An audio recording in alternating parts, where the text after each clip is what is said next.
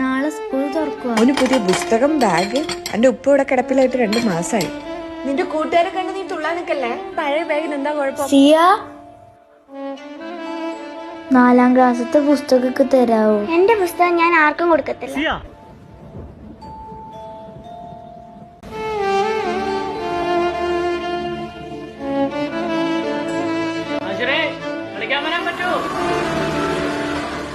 ചെല്ലടാ, വിളിക്കുന്നുണ്ട് കുറച്ച് കൂട്ടുകാർ.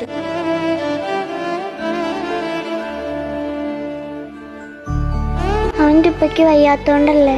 അവൻ അങ്ങനെ പഴയതും കൊണ്ട് പോകണ്ട.